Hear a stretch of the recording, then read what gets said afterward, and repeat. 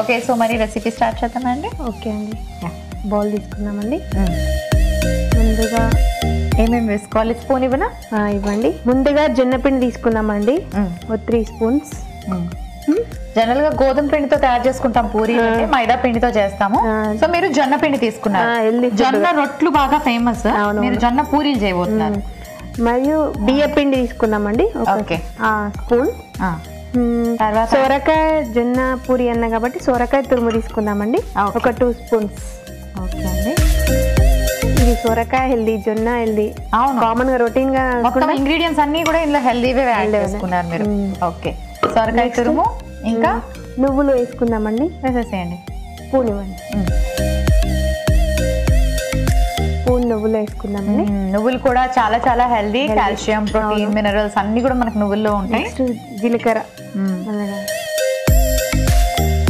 1/2 spoon జీలకర్ర వేసుకుందామండి.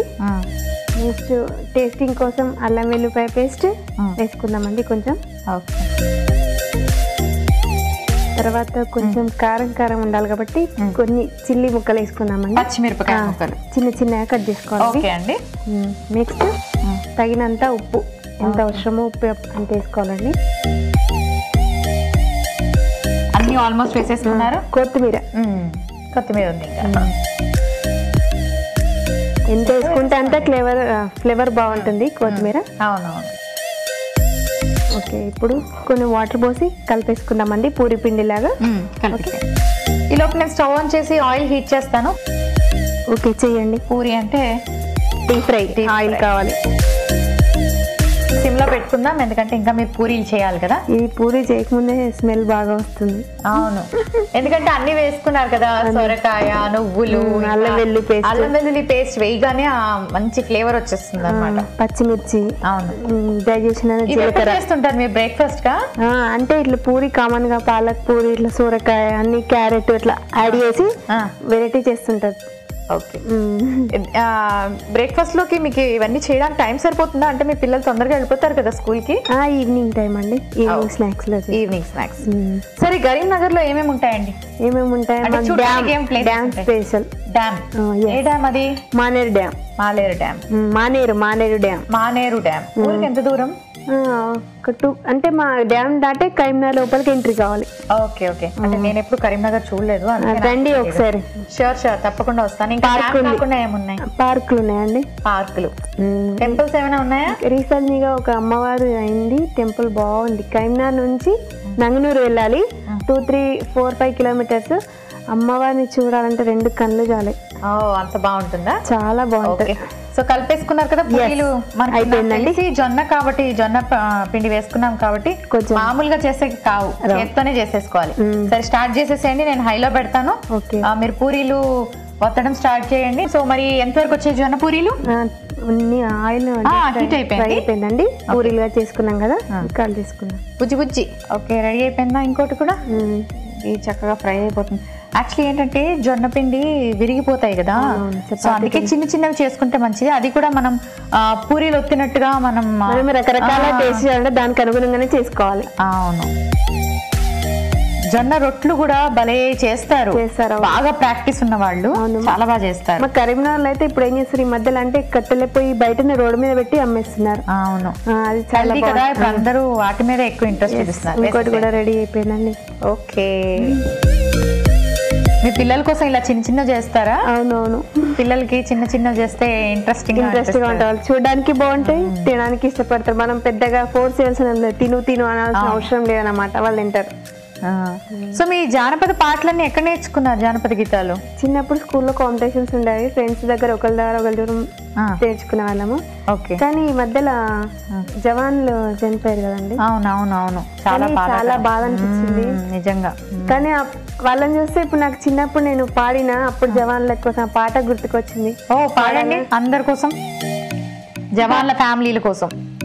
భడలో సైనికుడా, భారత్కు రక్షకుడా, కార్గిల్లో కన్ను మూస్తివా, ఓ సైనికుడా మా కోసం ప్రణాళిస్తివా, ఓ సైనికుడా మా కోసం ప్రణాళిస్తివా, ఏ తల్లి జన్మనిచ్చి నిన్ను కన్నదో, దేశం కోసం నిన్ను జవాను చేసిందో, ఆ కన్న తల్లి పాదాలకు వందనాలులే, ఇకపైన భారత్కు జయం ఉందిలే. బడలో సైనికుడా, భారత్కు రక్షకుడా, కార్గిల్లో కన్ను మూస్తివా, ఓ సైనికుడా మా కోసం ప్రణాళిస్తివా. జై బోలో భారత్ మాతాకి జై. జై. జోహార్ జోహార్ అమరవీరులకు జోహార్. చాలా 2 days చాలా బాధ అనిపించింది. అవునండి, అవును, బాగుందండి పాట, చాలా బాగుంది. వాళ్ళు మన కోసం కష్టపడబట్టే మనం ఇంత ప్రశాంతంగా ఉంటున్నాం. అక్కడ చూస్తుంటే మనం అసలు తినలేము, అక్కడ వాళ్ళ పరిస్థితి మనం చూస్తుంటే తినలేము. కానీ చాలా కొవ్వొత్తులు ఇట్లా వాళ్ళకి కొంచెం, మా వాసవి క్లబ్ ఉందండి, దాని నుంచి కొంచెం డొనేషన్ ఇచ్చాము. అవును, అది బ్యాంక్ అకౌంట్ ద్వారా. పర్ హెడ్ మనం 10 rupees ఇచ్చినా చాలు, అది చాలా పెద్ద హ్యూజ్ అమౌంట్. 10 rupees అంటే అసలు ఏమీ కాదు ఎవరికి కాదు, కానీ అదే తలా ఒకటే ఇండియన్ పాపులేషన్ ఎంత ఉందో అంతమంది ఈచ్ వన్ 10 rupees ఇస్తే చాలా చాలా పెద్ద అమౌంట్. ఓకే, లాస్ట్ పూరి అయిపోయింది. ఆ పచ్చిమిరపకాయలు, కొత్తిమీర, అల్లం వెల్లుల్లి పేస్ట్ ఫ్లేవర్ వస్తుంది కదా వాసన. అవునవును, వీటికైతే మనం ఏం చట్నీలు లేకపోతే కర్రీస్ అసలు ఏం అవసరం లేదు, ఇలా తినొచ్చు. అండ్ ఇవి స్టాక్ చేసుకోవచ్చేమో కదా. అవును, 1 week వరకు నిల్వ. 1 week. ఓకే, టైం లేని వాళ్ళు కొంచెం 1 week ముందే తయారు చేసేసుకొని ఇంట్లో పెట్టేసుకోవచ్చు. ఓకే, రెడీ అయిపోయి ఒక సర్వింగ్ ప్లేట్ తెచ్చుకొని సర్వ్ చేసుకుందాం.